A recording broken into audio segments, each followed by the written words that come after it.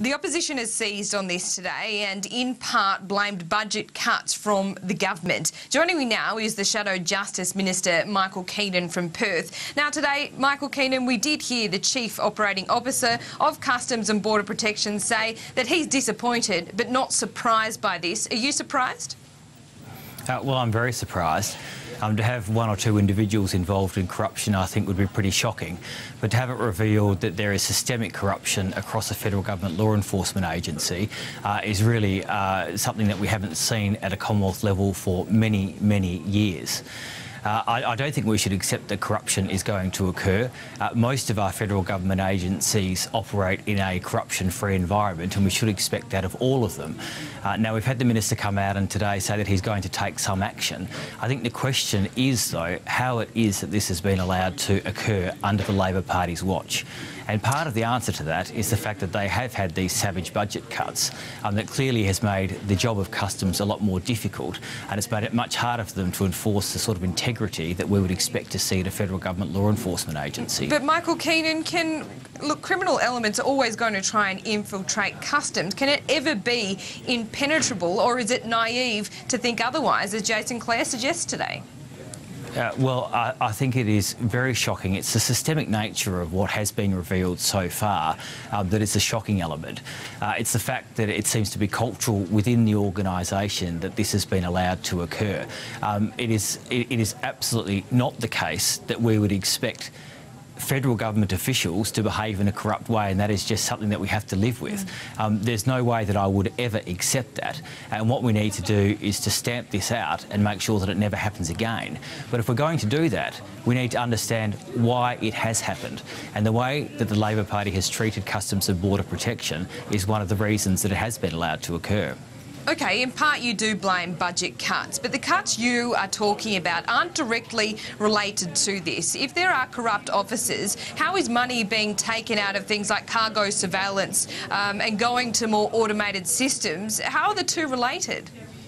Well, you've mixed up two things there, but the point is there's been $58 million taken out of the budget that Customs has to inspect cargo. Now, what that means is that cargo coming into Sydney Airport was 75% less likely to have been inspected by a Customs officer. So clearly that does give the criminals an opportunity to get contraband into our country, and that wouldn't be the case if those budget cuts hadn't been made. So the budget cuts and the very extensive personnel cuts relate back directly to this, and that is why the Labor Party, I think, has been very keen today to outline what it's going to do, but not so keen to examine why this has actually occurred.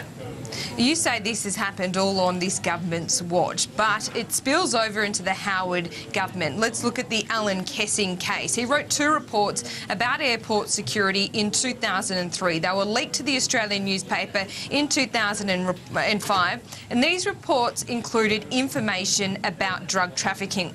They were largely ignored by the Howard government. Well, they weren't ignored by the Howard government. The Howard government actually had a review into airport security and then implemented most of the recommendations from that review. We also have a very proud record of resourcing Customs and Border Protection in a very significant way so they could do their job properly.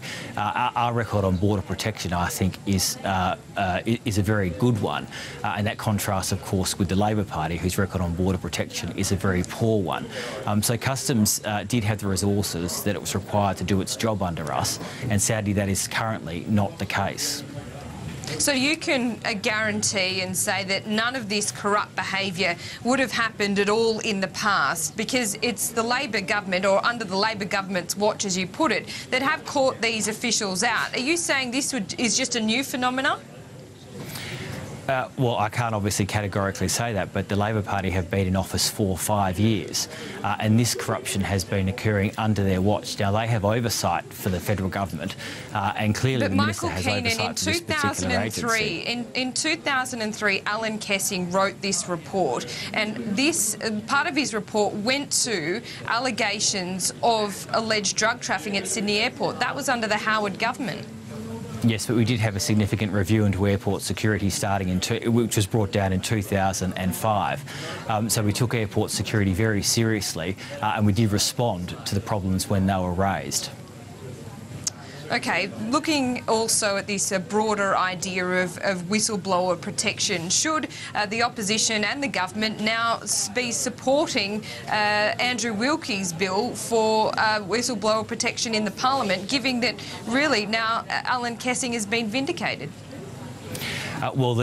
The revelations today haven't come as a result of whistleblowing, as far as I'm aware. They've come as a result of some investigations by ACLI, the Commission for Law Enforcement Integrity. So, look, I mean, I think the two issues are quite separate. But as regards to the Kessing matter, as I've said in the past, we're very happy for ACLI to have a look at that to make sure that Customs has behaved appropriately in their dealings with him. Okay, and Tony Negus today said he expects more arrests. Do you have any other information on that, or have you been briefed on matters of this kind? No, we haven't. We would seek to do so at some future date. What we already know is that this is one of the worst cases of corruption within the federal government that has happened in living memory. Clearly, we only know the tip of the iceberg about what has actually occurred, and there needs to be serious questions asked about how it has been allowed to occur. And then we need to look at what we're going to do in the future. But we must understand what's caused the problem before we can craft an appropriate solution.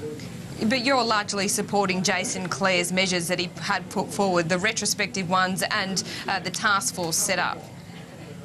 Look, I think what's been announced today is a step in the right direction, but it also is a bit of a distraction from the questions that we should be asking, and that is, how has this been allowed to occur?